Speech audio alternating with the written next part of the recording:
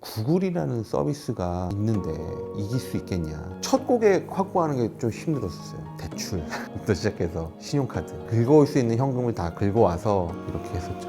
정말 데스밸리였던 것 같아요. 코카콜라하고 어떻게 연결이 됐어요. 바로 이사님께서 그럼 한번 해보시죠 이러는 거예요. 이거는 그냥 한 명의 천재 과학자나 천재 데이터 분석가가 그냥 뚝딱 하고 나는 만들어지는 건 아니었던 것 같아요. 모두가 다 한 가지 목표를 가지고 안 되는 건 되게 하고 해서 이뤄냈던 성과입니다.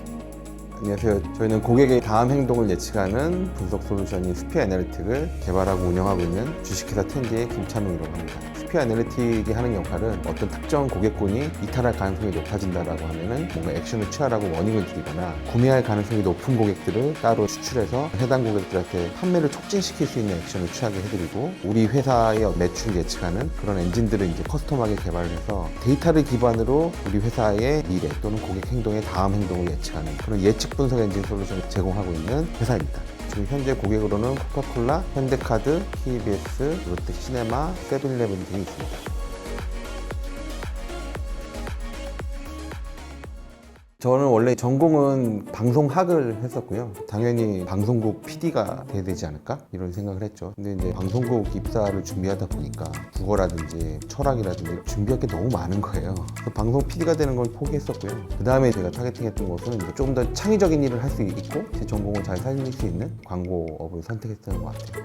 처음에 들어갔던 회사는 오버추어라고 야후에서 인수했던 검색 광고 엔진 회사입니다. 2005년 정도였는데 그때 이제 광고주들이 주로 했었던 광고는 배너 광고였습니다. 우리 TV 광고도 하고 라디오 광고도 하고 잡지 광고도 하는데 그래 배너 광고도 좀 틀자 정도였지 이건 꼭 틀어야 돼 이런 현상은 없었거든요. 근데 그 오버추어라는 회사가 게임 체인저 형태로 바꿔버린 거예요. 검색 광고에서 광고를 안 하면 경쟁사한테 이제 뒤처지는 현상까지 만들었던 광고 상품이었습니다. 광고주들끼리 경쟁이 막 생겼어요. 내가 무조건 1등 리스트로 올라갈 거다. 그때 한참 올랐을 때는 클릭을 한 번 하면 광고주가 내야 되는 돈이 한 30만 원, 40만 원까지 간 적이 있었습니다. 그래서 사이트에 들어오면 무조건 예약을 하게 만들거나 연락을 하게 만들어야 되는데, 그렇게 될 때 이제 데이터가 굉장히 중요해졌던 거죠. 데이터를 잘 활용했을 때는 수십억 원의 수익을 내시는 광고주분들도 있었고, 잘 못하시는 분들은 반대로 엄청나게 큰 손실을 보는 고객들도 생겨났었죠. 데이터를 잘 활용해야 성공할 수 있구나, 이런 것들 좀 일찍 깨달았던 것 같습니다. 제일기획이 이제 가장 큰 회사잖아요, 한국에서. 검색 광고 이런 것들이 이제 중요해지니까 디지털로 전환을 해야 되겠다, 이런 니즈가 좀 많이 생겨나셨던 것 같아요. 여러 군데서 이제 사람들을 찾다가 저한테도 기회가 오게 됐고 도전해 볼 만한 일이라고 생각이 들었어요. 제일기획으로 이직을 하게 됐었죠. 해외에서 되게 좋은 기술을 가지고 있는 회사들이라든지 좋은 데이터 기술을 가지고 있는 국내 스타트업들이 제일기획에 많이 찾아오셨어요. 그때 정말 좋았던 거는 고객사들한테 요런 데이터 솔루션을 적용해서 광고 효율이나 마케팅 효율을 늘려보시죠 라고 제안 활동을 많이 했었는데, 솔루션이나 기술이 굉장히 좋음에도 불구하고 이게 잘 받아들여지지가 않더라고요. 왜 적용하기 힘드실까 라고 고민하던 차에 비용이 너무 많이 들더라고요. 솔루션 탑재하는데 들어가는 비용이 또 있고 법률 검토도 해야 되고 기술 검토도 해야 되고, 야 이거 꼭 해야 되는 거야, 내가 의사결정하기 싫은데, 자꾸 이런 피드백을 많이 받다 보니까 이런 일들을 대기업의 업무 체계에서 하는 건 좀 어렵겠다, 데이터를 도입하는 비용들을 좀 줄여줄 수 있는 새로운 상품을 만들어야 되지 않을까, 이런 결심을 하게 됐던 계기였던 것 같아요. 그래서 퇴사를 하고 데이터 엔지니어 1명, 아르바이트 3명 뽑아서 회사를 설립을 했습니다. 시장 조사를 했죠. 당연히 잠재 고객사들을 만났는데 대부분 하는 얘기가 그거였어요. 구글이라는 서비스가 있는데 분석 관련된 솔루션으로 이길 수 있겠냐, 이런 챌린지를 많이 하셨어요. 근데 이제 구글 애널리틱의 가장 큰 문제점은 그냥 통계 데이터를 보는 분석 툴이라고 보시면 돼요. 어저께 우리 사이트나 앱에 몇 명이 방문을 했고 그런 통계 데이터를 보시는 거고, 다음 행동을 예측하는 예측 분석 엔진, 이런 것들은 서비스를 제공해주고 있지 않습니다. 한번 도전해 볼 만 하겠다, 이런 생각은 하게 됐어요. 저희 데이터 개발자한테 물어봤어요. 예측 분석을 하는데 이걸 우리가 자동화를 해야 될 것 같다. 근데 이게 여러 기업들이나 다양한 제품을 파는 고객들이 만족할 수 있을 정도의 범용성을 가지고 있으면서 자동화할 수 있어? 라고 물어보니까 회사를 그만두려고 하더라고요.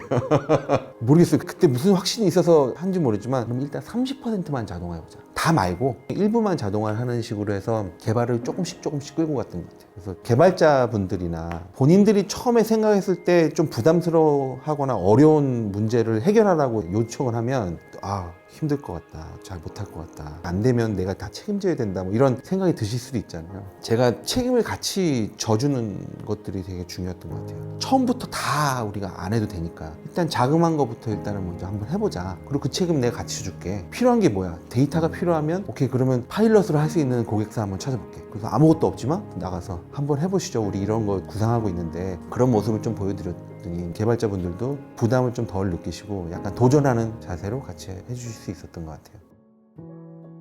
개발 기간 동안에는 정말 데스밸리였던 것 같아요. 원래 3개월 예상했던 게 6개월 좀 넘어가는 시간까지 이제 걸리니까 생각했었던 비용의 한 2배 정도 더 들어갔던 거죠. 다른 기업한테 개발비를 좀 투자해달라 이렇게 막 부탁도 드렸었고, 개인적으로도 좀 끌어올 수 있는 대출부터 시작해서 신용카드, 긁어올 수 있는 현금을 다 긁어와서 이렇게 했었죠. 진짜 고맙게도 어센도 벤처스라고 창업할 때부터 저희를 많이 도와주셨던 대표님이 계시는데, 개인 자금도 이제 다 바닥이 나고 더 이상은 도저히 안 되겠다 했을 때 딱 그때 브리지 펀딩을 좀 해주셔가지고 다시 도약할 수 있었죠. 이거는 그냥 한 명의 천재 과학자나 천재 데이터 분석가가 그냥 뚝딱 하고 나는 만들어지는 건 아니었던 것 같아요. 모두가 다 한 가지 목표를 가지고 안 되는 건 되게 하고 해서 이뤄냈던 성과입니다. 2020년 초에 이제 저희가 솔루션 런칭을 하고 영업을 시작을 했습니다. 고객사를 만났었어요. 우리 이런 거 할 수 있다. 이런 예측 엔진이 고객사의 사업 성과를 엄청나게 늘려줄 수 있다라고 얘기를 드렸어요. 그래서 좋다. 좋은데 법무팀도 봐야 되고 기술 검토도 해야 되고 한번 내가 물어보겠다. 근데 이게 뭔가 물어보겠다라는 거는 책임을 약간 넘기는 거거든요. 그러니까 저쪽에서 안 된다 그러면 안 할 거야 라는 거하고 비슷해서 첫 고객 확보하는 게 좀 힘들었어요. 런칭하고 한 2개월 정도 지난 시점이었죠. 코카콜라하고 어떻게 연결이 됐어요. 만나서 이제 저희가 또 똑같이 말씀을 드렸더니 바로 이사님께서 그럼 한번 해보시죠 이러는 거예요. 내일까지 가이드 같은 거 정리해서 보내주시면 진행해 보시죠. 그래서 되게 의사결정이 시원시원하게 나는구나. 근데 실제로 이제 저희가 여러 가지 부서들하고 협의를 하긴 했었어야 됐지만, 의사결정이 내려지고 해결하기 위해서 만나는 거하고 이거 해도 돼요 라고 물어보기 위해서 만나는 거하고 너무 다르더라고요. 문화의 차이였던 것 같기도 해요. 외국계 기업이고 의사결정 구조가 훨씬 좀 단순했던 것 같아요. 이게 이제 저희 첫 고객이었던 게 참 좋았던 것 같아요. 그래서 코카콜라 쪽 설치가 너무 잘 됐었고, 심지어는 이미 쓰고 있었던 글로벌 툴이 있으셨는데 저희 솔루션 도입하시고 성과가 좀 많이 개선이 되셔가지고 원래 쓰시고 있었던 글로벌 툴을 바꾸고 우리 거를 쓰시는 의사결정까지 해주셨기 때문에, 그걸 이제 한번 경험을 하니까 그 다음부터는 좀 쉬워지는 거죠. 그 다음 고객을 확보할 수 있었고, 한국컨텐츠진흥원에서 운영하는 컨피니티라는 프로젝트에도 참여를 할 수 있었고, 그런 성공 사례가 또 쌓이니까 KBS, 현대카드, 롯데치아리스, 세븐일레븐 등 예측 분석이라고 하면 텐디라는 기업이 떠오르게끔 하는 성과를 이뤄낼 수가 있었습니다. 데이터를 분석을 해서 어떤 예측을 할 수 있고 이런 것들을 되게 오래전부터 해왔던 일들이에요. 사실은 미국은 한 80년대 뭐 이럴 때 했었던 건데 한국에서는 왜 저런 걸 잘 안 할까? 그게 이제 저는 비즈니스 모델의 문제라고 보는 거죠. 고객이 가지고 있는 문제를 우리가 풀어야 되는데 분명히 한국적인 부분들이 좀 있는 것 같아요.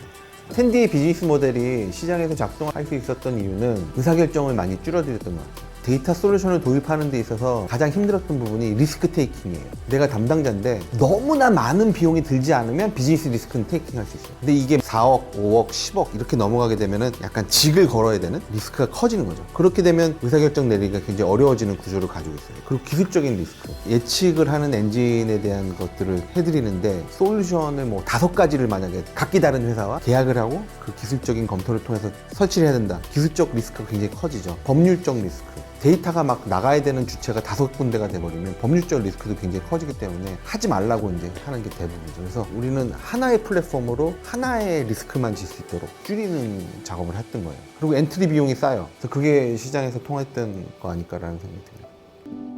제가 이제 비개발자다 보니까 직접 상품을 만들 수 없고 누군가를 이제 팀으로 이끌어들이고 설득을 해야 되는 과정이 더 있었어야 되는데, 내가 못하는 일을 할 수 있는 사람을 설득하는 과정 자체가 창업의 일부분인 것 같아요. 저 같은 경우는 훌륭한 팀을 만났을 수 있었던 이유가, 제가 꽤 오랫동안 일해왔었던 이 산업에서 느꼈던 인사이트를 가지고 이런 문제를 해결해 주면 우리가 가치 있는 일을 해낼 수 있어를 우리 팀원들을 설득을 할 수 있었고, 그 다음에 고객들을 설득할 수 있었기 때문에 때문에 나는 개발자가 아니니까 IT 쪽이나 이런 창업을 못하겠네 라고 생각하지 마시고 어떤 일을 해결해서 어떤 가치를 만들어냈을지만 정의를 내리실 수 있고 그게 꽤 높은 확률로 작동한다 라고 이제 확신하실 수 있으면 한번 도전해 보실 만한 것 같아요.